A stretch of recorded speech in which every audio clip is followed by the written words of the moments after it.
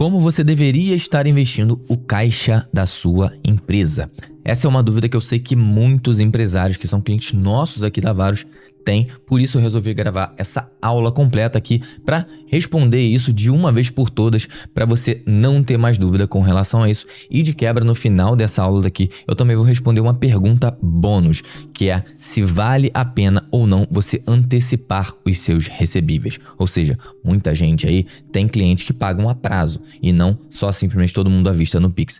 E aí muitas das vezes você tem que fazer a gestão desses recebíveis, ou seja, você tem que ver aí quanto que vai cair ao longo dos meses de dinheiro para você conseguir lidar bem aí com seu fluxo de caixa. E aí você muitas das vezes não sabe o que fazer, não consegue se planejar e acaba muitas das vezes nem fazendo a conta de se vale a pena ou não você antecipar aquele dinheiro e receber tudo à vista. É claro, você vai acabar recebendo menos por isso. Então, uma pergunta bônus aqui dessa aula que eu vou responder lá no final também. Bom, começando aqui, o primeiro passo, o ponto de partida para você saber o que fazer com o caixa da sua empresa, onde investir nele, é você ter um diagnóstico completo do seu fluxo de caixa. O que é isso? É basicamente você entender as suas receitas e as suas despesas, ou seja, tudo que entra no seu caixa e tudo que sai do seu caixa. Porque como você bem sabe, o exemplo que eu dei aqui, você fatura, você faz uma venda ali de, por exemplo, R$1.500, mas muitas das vezes, na maioria das vezes, esses R$1.500 não vai direto no primeiro mês ali pro caixa da sua empresa. Então você precisa entender tudo que está entrando de fato, tudo que está saindo de fato ali, se você tem que pagar fornecedor, se você tem que pagar imposto, pagar funcionário, quanto entra, quanto sai ao longo dos meses e ter esse valor médio. Isso vai muito além de você saber, por exemplo, qual é o seu prazo médio de recebimento dos clientes e o seu prazo médio de pagamento dos fornecedores. Você precisa de fato fazer aquela gestão na prática. Esse prazo médio, ele te dá uma noção ali, mas ele não é na prática, não é o dia a dia ali do fluxo de caixa da sua empresa. Então, primeiro de tudo é você fazer isso. Por que a gente vai fazer isso? Para a gente saber e definir a nossa reserva mínima operacional, que nada mais é do quanto que você precisa de dinheiro parado ali no caixa da sua empresa para pagar as despesas que ela vai ter ao longo do mês, tá? Então, é uma reserva mínima ali que você vai ter para justamente sustentar um mês de operação, beleza? Então, você vai ter aquele dinheiro ali parado, entre aspas, no caixa da sua empresa ali para você conseguir pagar os seus funcionários, pagar os seus impostos, como eu acabei de falar. Então, se por exemplo, você tem aí uma entrada de R$500 mil no seu mês e uma despesa de 350 mil, esses 350 mil aí é a sua reserva mínima operacional. E aí vai sobrar 150 mil, que aí a gente já vai começar a conseguir destinar esse dinheiro para outros tipos de investimento, para não deixar esse dinheiro parado. Mas o que acontece? Esses 350 mil aqui que você vai gastar ao longo do mês, você não tem por que deixar ele parado, tá? Você tem oportunidades, tem alternativas de investimento hoje para empresas que fazem esse dinheiro render, mesmo que seja pouco. E aqui uma coisa que a gente precisa deixar bem claro aqui: todo o dinheiro que você vai deixar parado no caixa da sua empresa, ele tem um custo de oportunidade. Qual que é esse custo de oportunidade? O custo de você poder reinvestir esse dinheiro na sua empresa e fazer ela crescer. Tá? Então, mesmo o dinheiro que você vai investir, o seu custo de oportunidade é justamente esse. Você está colocando numa renda fixa ali, por exemplo, está colocando num CDB, e esse dinheiro poderia estar sendo investido para fazer a sua empresa crescer. Então, você precisa encontrar aí um equilíbrio entre investir na sua empresa e ter um colchão financeiro para conseguir sustentar a sua empresa caso alguma adversidade aconteça. A gente sabe que ser empresário no Brasil, ser empreendedor no Brasil é extremamente difícil, o governo não facilita, é dia após dia mais problema que a gente tem que resolver, imposto a mais, enfim, N situações que a gente precisa saber lidar. Então, você precisa ter sim um colchão financeiro que vai muito de encontro aí, é muito parecido com uma reserva de emergência que você monta para sua pessoa física. Então, a sua empresa, idealmente, se você conseguir, você deveria ter ali pelo menos 6 meses dos seus gastos mensais ali, tá? Da sua empresa, as despesas da sua empresa, para caso aconteça alguma coisa, caso alguma coisa aconteça no seu mercado, no seu segmento de atuação, você consiga sobreviver. Porque pior do que a sua empresa não crescer de um ano para o outro porque você não investiu é ela simplesmente quebrar porque você não teve capacidade aí de arcar com todas as suas despesas. Então, ponto extremamente importante, definir a sua reserva mínima operacional. A gente já vai dar uma destinação para esse dinheiro, tá? Ele não vai ficar parado ali no caixa da sua empresa, e definir uma reserva de emergência para sua empresa ali, pelo menos uns 6 meses ali das suas obrigações. E aí você tem que lembrar, você tem que levar em consideração aqui que essa é a conta da sua empresa, não é a sua conta pessoa física. Então, você não vai fazer nenhuma maluquice com esse dinheiro, você não vai investir ele em nada mirabolante. Então, esquece ação, esquece fundo imobiliário, esquece fundo multimercado, esquece todas essas porras. Para a empresa, isso não faz sentido, porque justamente aonde você vai ter o maior retorno na sua empresa é reinvestindo nela mesma para fazê-la crescer. Então, os investimentos que a gente vai falar aqui são extremamente conservadores para garantir que o seu dinheiro ele vai ser mantido lá e ele não vai perder para a inflação, ele vai crescer um pouco ali para também você não acabar perdendo dinheiro de forma desnecessária, beleza? Agora, é claro, a gente vai tentar sempre conseguir um retorno maior do que 15% ao ano aí com a nossa empresa, né? Se você não está tendo um retorno aí sobre investimentos de 15% ao ano na sua empresa e você não é uma startup que está numa fase de queimar a caixa para crescer, para depois vender para um investidor aí, e aí esse é o seu objetivo final. Se a sua empresa ela não é uma startup e ela está tendo prejuízo atrás de prejuízo, seu dinheiro não está rendendo pelo menos ali 15% ao ano, que é o que você consegue investindo aí sem fazer nada, aí realmente é melhor você considerar fechar a sua empresa aí, porque é muito melhor você não ter trabalho nenhum e ganhar dinheiro aí investindo Selic, e aí muito mais fácil, né? Não tem essa dor de cabeça com ter que pagar funcionário, correr risco de ter processo trabalhista aí, pagar um monte de imposto, enfim, pensa nisso, mas isso aí é um assunto para outra aula. Agora vamos lá, a gente tem aqui alguns horizontes de tempo que a gente precisa separar o caixa da nossa empresa. Então, o primeiro deles é o de curtíssimo prazo até 30 dias, tá? Depois a gente tem um horizonte de curto prazo, de 30 dias até 6 meses, um horizonte de médio prazo, que aqui a gente está considerando entre 6 meses e 2 anos, e um horizonte de longo prazo, já para mais de 2 anos, para mais de 24 meses. Então, você vai separar o dinheiro que está parado no caixa da sua empresa aí, nesses 4 horizontes de tempo. E aí, cada um desses horizontes vai ter um destino específico do seu dinheiro. E aqui, como eu falei, a gente só vai fazer, independente desses prazos aí, a gente só vai fazer investimentos extremamente conservadores. Então, sempre renda fixa pós-fixada. O objetivo aqui não é ter, de novo, uma rentabilidade estratosférica. É simplesmente fazer o seu caixa render mais do que a inflação para você não ter um custo de oportunidade muito alto, tá? E aqui é onde o FGC vai pro saco, onde o filho chora e a mãe não vê. Por quê? A gente está falando de empresas. O FGC, ele funciona assim para PJs, mas no mesmo limite da pessoa física. Ou seja, ele só cobra 250 mil por instituição por CNPJ e no máximo R$1 milhão.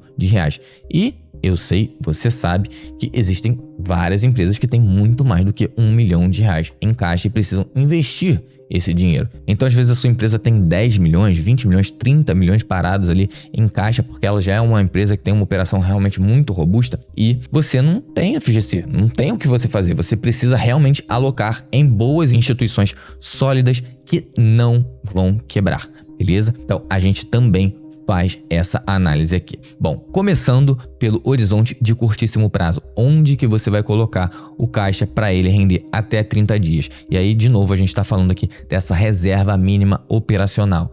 Onde a gente vai colocar esse dinheiro? A gente vai colocar esse dinheiro numa coisa chamada compromissada, que talvez você não saiba o que é, mas eu vou te explicar aqui, ó. A compromissada é um título, vamos dizer assim, de renda fixa, onde você está negociando diretamente com o Banco Central. Então, você empresta esse dinheiro para ele e isso tem em contrapartida um título público ali, um Tesouro Selic. E ele recebe esse nome de compromissada porque justamente são operações de curto prazo, onde você está emprestando o dinheiro para ele e ele tem o compromisso de recomprar aquele título de você. Então, são operações de muito curto prazo e por conta disso, elas têm um benefício, que é o seguinte: na compromissada, você não paga IOF. E aqui eu trouxe até um comparativo para a gente fazer entre uma compromissada e um CDB. A compromissada, você vai ver aqui que ela tem retornos em relação ao CDI bem inferiores a 100%, tá? Como a gente pode ver aqui, ó, na nossa plataforma aqui, direto linkado aqui, da Varus Consultoria com o BTG Pactual, que a gente tem algumas operações aqui, algumas ofertas de compromissadas. E você pode ver aqui, ó, compromissada isenta de IOF, 85% do CDI, e compromissada isenta de IOF, 90% do CDI. A grande restrição da compromissada é que normalmente você tem um mínimo para você investir. Então, nesse caso aqui, da de 85% do CDI é R$200 mil, e no caso da de 90% do CDI é de R$30 milhões o investimento mínimo, beleza? Bom, mas mesmo que ela renda pouco, vamos dizer assim, abaixo do CDI, ela não tem IOF. Isso faz com que ela acabe rendendo mais, ou seja, faz com que seja um benefício muito grande você investir numa compromissada quando a gente está falando de investimentos menores do que 30 dias. Porque o IOF, ó, ele começa aqui no primeiro dia comendo 96% do seu lucro e ele vai caindo 3% aqui, né? Seguindo essa regra. 96, 93, 90, 86, 83, 80, 76, 73, 70. E por aí vai até chegar em 30 dias no valor zerado, tá? Então, chega num determinado momento aqui, por conta dessa rentabilidade ser inferior, que mesmo sem pagar IOF, a compromissada começa a render menos, que é justamente aqui, ó, nesse caso dos 85% do CDI, nos 25 dias, tá? Aqui a gente consegue ver a diferença de retorno, ó, do CDB para a compromissada. Então, até 25 dias, a compromissada tá rendendo mais do que o CDB, tá ganhando.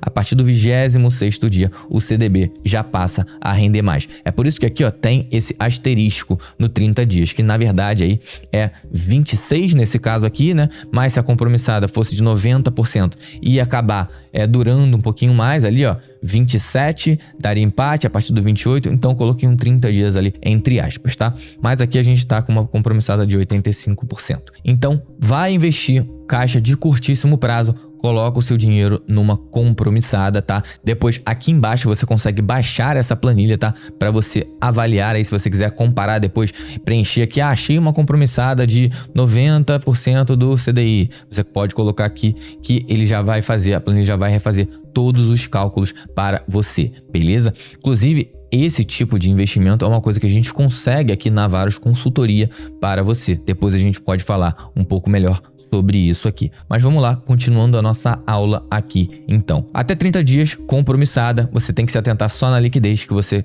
consegue ela no mesmo dia, mas você tem que solicitar até às 17 horas e 30 minutos, tá? E no mínimo, como eu já falei, que nesse caso aqui é de 200 mil, mas pode acabar sendo maior, beleza? Agora a gente vai para o horizonte de curto prazo, onde a gente vai colocar o nosso dinheiro que vai ficar parado rendendo entre 30 dias e 6 meses.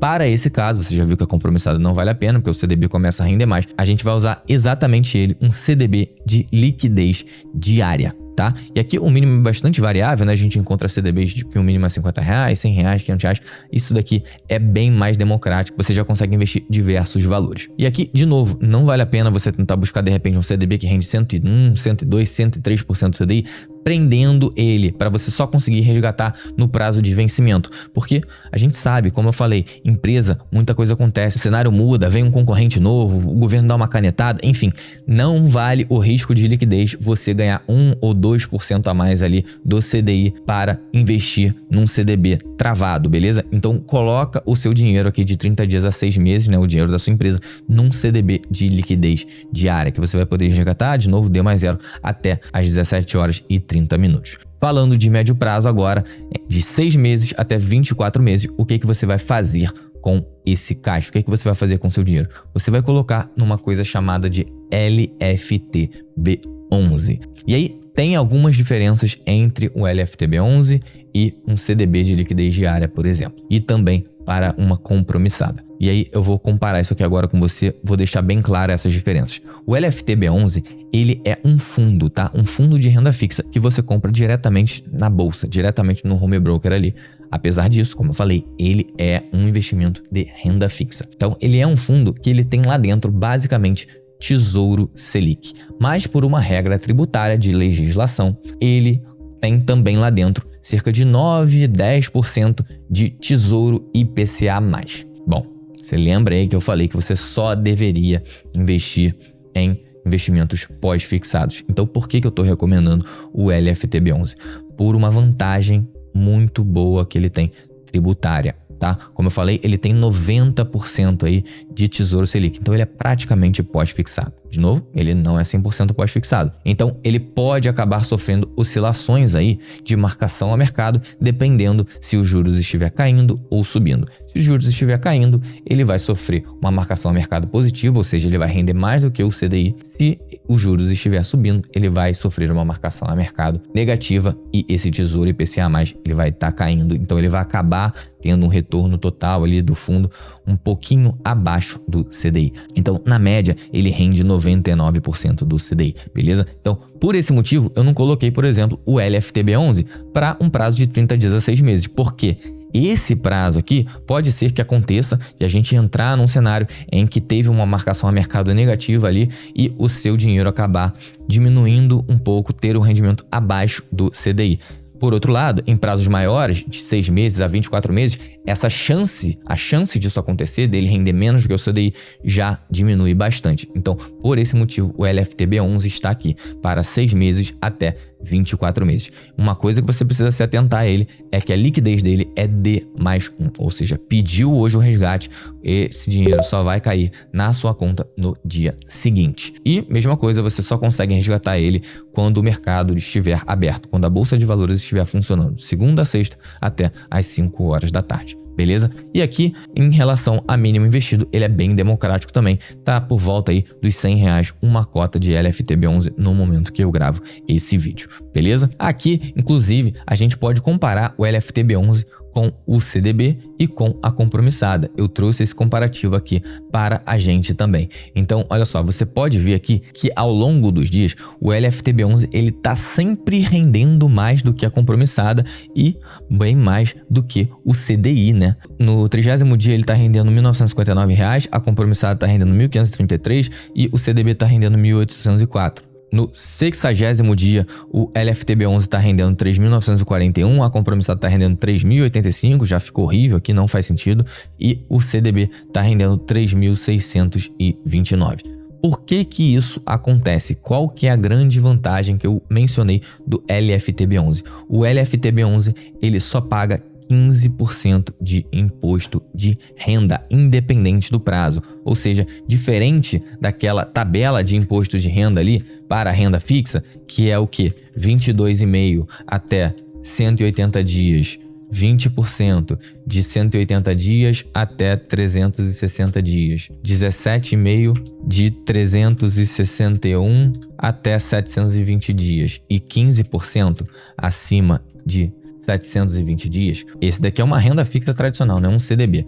O LFTB11, ele tem aqui, ó, deixa eu trazer isso aqui para cá para ficar mais organizado. Então, 22,5%, 20%, 17,5% e 15%. Isso daqui é um CDB, segue essa regra, tá? O LFTB11, ele segue essa regra daqui, ó.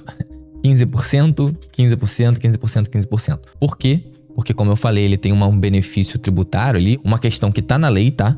Que se a carteira dele tiver um prazo, e aqui eu vou simplificar bastante as coisas, tá? Se a carteira dele tiver um prazo acima de 720 dias, ele vai sofrer essa alíquota aqui de 15%.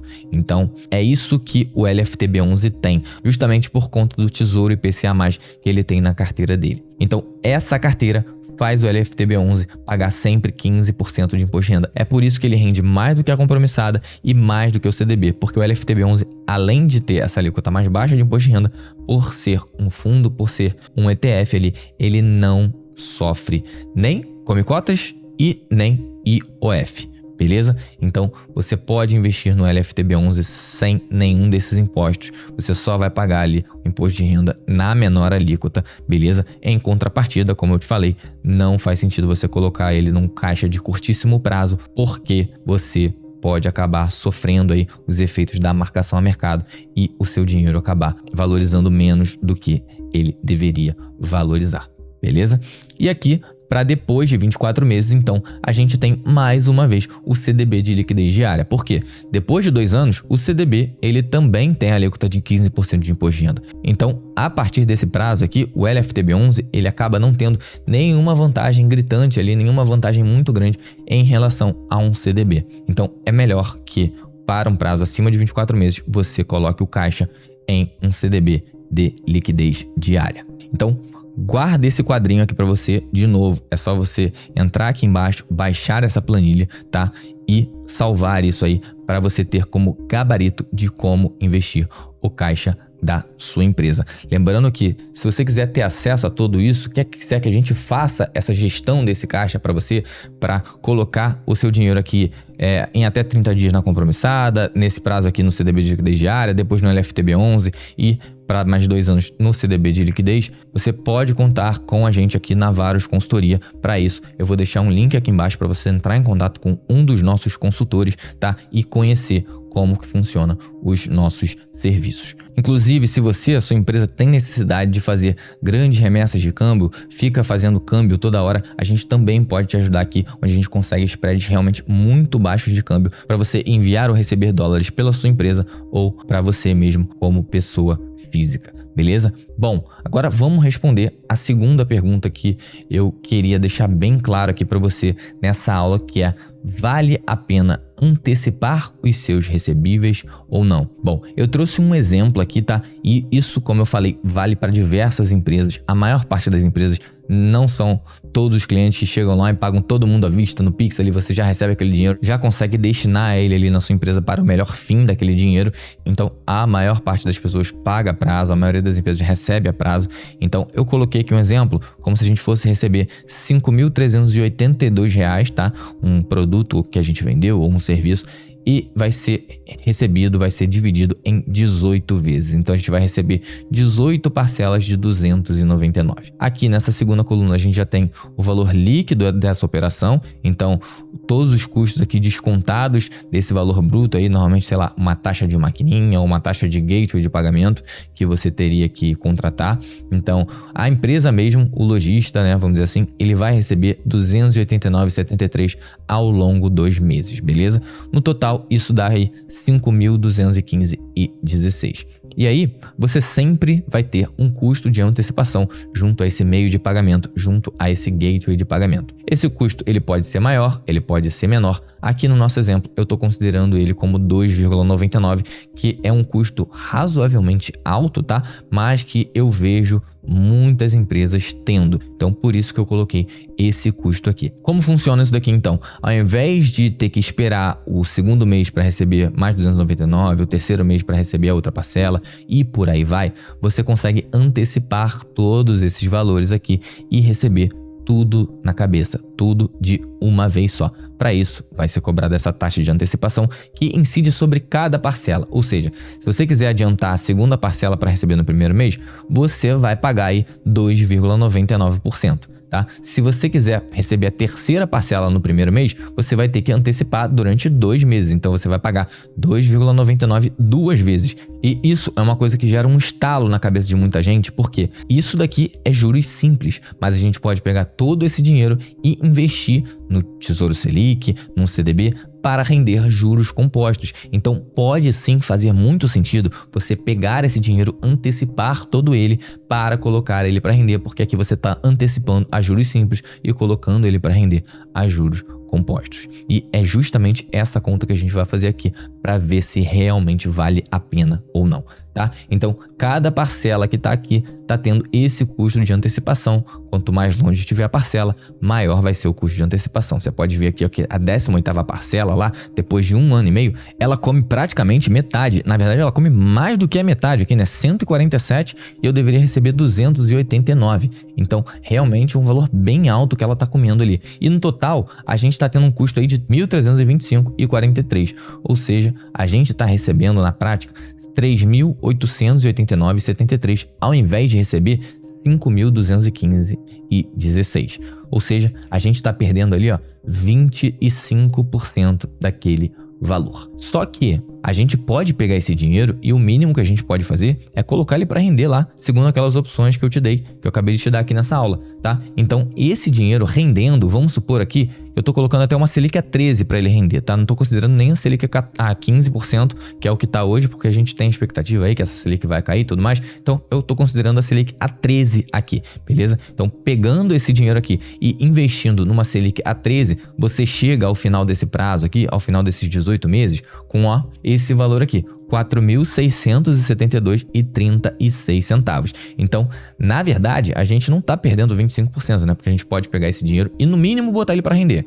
Se você conseguir reinvestir ele na sua empresa e ter um retorno maior do que 13%, melhor ainda. Mas isso varia de realidade para realidade da empresa, de modelo de negócio para modelo de negócio, de segmento para segmento. Então, eu não sei qual é o seu segmento. Se você puder fazer isso, reinvestir o dinheiro da sua empresa, faça, porque pode acabar valendo muito a pena. Esse cálculo que eu vou chegar aqui com você agora, ó. Investindo ele, a gente perde, na verdade, 18%. E aqui, esses 18% eu tô calculando em cima desse outro valor aqui, ó, que até agora você nem sabe o que é, R$ 5.694. O que é esse valor? Esse valor nada mais é do que a gente pegar esses 289 aqui, que a gente recebe todos os meses, e colocando ele para render. Então, no primeiro mês, a gente vai pegar 289, vai botar para render. No segundo mês, esses 289 do primeiro mês já estão rendendo, mas a gente recebe mais 289 e coloca ele para render também. E por aí vai ao longo dos 18 meses. Então, eu estou usando aqui uma fórmula de valor futuro para pegar esses mesmos 13% aqui, ó, da Selic rendendo por mês, tá? Então, essa taxa aqui nada mais é do que a Selic mensal, que a gente está colocando aqui, rendendo por 18 meses, ó, por esse A22 aqui, esse quadradinho azul, e todo mês que passa a gente faz um pagamento, ou seja, a gente faz um investimento de R$ 289,73. É isso que essa fórmula está fazendo aqui pra gente, tá? Começando com R$0. Então, ao final dos 18 meses, a gente vai ter R$ 5.694,70, tá? Não é 5.215. A gente pode pegar esse dinheiro, como eu falei, e investir, e é o que a gente está fazendo aqui. Então, na verdade, antecipando com esse custo aqui de 2,99, você está perdendo 18% se você pegar esse dinheiro e reinvestir numa Selic a 13. Ou seja, com esse custo de antecipação aqui, 2,99, não vale a pena você antecipar para botar para render numa Selic de 13%. Inclusive, o que eu vou fazer aqui, ó? Eu vou colocar essa Selic de 13% aqui, esse reinvestimento, né? Na verdade, esse rendimento para fora aqui. Então, eu vou colocar, ó, 13% e vou alterar essa fórmula aqui. Então, onde está 13%, a gente escolhe essa célula aqui e, de novo aqui, onde está 13%, a gente escolhe essa célula aqui. Beleza? Então, agora a gente pode mexer. Então, se o meu dinheiro render 30% em um ano, tá? Na minha empresa, quanto que eu vou perder fazendo essa antecipação? Eu ainda perco dinheiro. Será que eu perco ou será que eu ganho? Nesse caso aqui a gente ainda tá perdendo. Perdemos 9%, tá? E aqui não é mais investindo Selic a 13, né? É só quanto perdemos. Então estamos perdendo 9% com esse custo de antecipação. Esse é um custo muito alto. Se você conseguir negociar aí com o seu meio de pagamento e conseguir, por exemplo, uma taxa de 1,99, que eu já vi aí no mercado, tá? Você deixa de perder, por exemplo, e passa a ganhar 2%. Tá? Se você tem um retorno agora de 50%, olha só o que acontece. Vale muito a pena você antecipar, porque você está ganhando 13% aqui, tá? Então faz total sentido. É claro que 50% é um retorno muito alto sobre o seu capital empregado, né? Não é todo mundo que tem, mas se você conseguir aí ou um retorno melhor, que nesse caso aqui 30% já faz sentido, você já está ganhando dinheiro ao antecipar, tá? Nesse custo aqui, ou se você conseguir abaixar esse custo, faz total sentido você antecipar. Caso contrário, não faz sentido, é melhor você fazer a gestão dos recebíveis. Claro, se você puder, tá? Tem empresa que não consegue fazer essa gestão de recebíveis, não tem esse controle muito bem feito, e aí ela precisa antecipar tudo mesmo, porque senão ela vai quebrar, precisa pagar funcionário, precisa pagar fornecedor. Se você está nessa situação, essa é uma situação bem crítica. Começa a olhar com carinho para o seu fluxo de caixa, tenta renegociar, começa a fazer uma melhor gestão disso para você ter a opção de antecipar ou não, porque aí você já começa a respirar, você já começa a ter uma melhor gestão financeira da sua empresa e pode tomar decisões melhores, pode tomar decisões com a cabeça fria, sem estar com a corda no pescoço, beleza? Se você conseguir, por exemplo, um custo de antecipação de 1,5%, olha o que acontece, o 2% vai para 7%, então faz mais sentido ainda você antecipar. Agora, se você não divide em 18 vezes, se você divide em, por exemplo, 6 vezes só, você pode fazer isso daqui também, tá? Você pode simplesmente apagar isso aqui que tá nessa planilha, tá?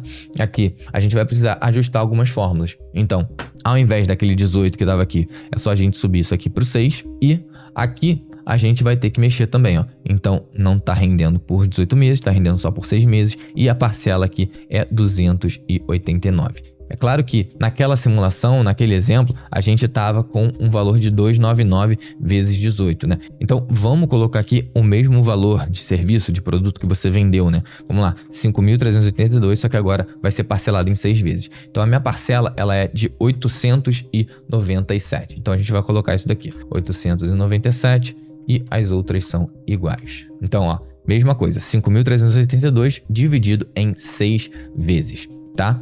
Aí qual é o custo que a gente vai ter? Esse 1,5% aqui por parcela vai dar um custo total de R$ 195,57, tá? A gente vai receber então 5.723 se a gente antecipar. Se a gente não antecipar, a gente vai receber 5.511. E aí, de novo, vale a pena você antecipar, beleza? Se você tiver um custo aqui de 2,25, aí as coisas já começam a piorar, já começa a caminhar para não valer a pena você antecipar. Então, pega essa planilha, faz esses exemplos aqui, simula para sua realidade, para a realidade da sua empresa e comece a fazer uma gestão melhor dos recebíveis dela e comece a fazer uma gestão melhor do caixa da sua empresa, investir melhor o caixa da sua empresa. Se você quiser contar com a nossa ajuda, novamente, vem aqui para Varus Consultoria, vem bater um papo com um dos nossos consultores. A gente vai conseguir te ajudar a fazer a gestão dos seus investimentos aqui do caixa da sua empresa, vai conseguir te ajudar com um câmbio mais barato, pode conseguir te ajudar reduzindo o quanto você paga de conta de energia elétrica, tá? A gente consegue te ajudar aqui de diversas formas. Então, marca um bate-papo com um consultor nosso que ele vai te ajudar, vai te explicar como funciona.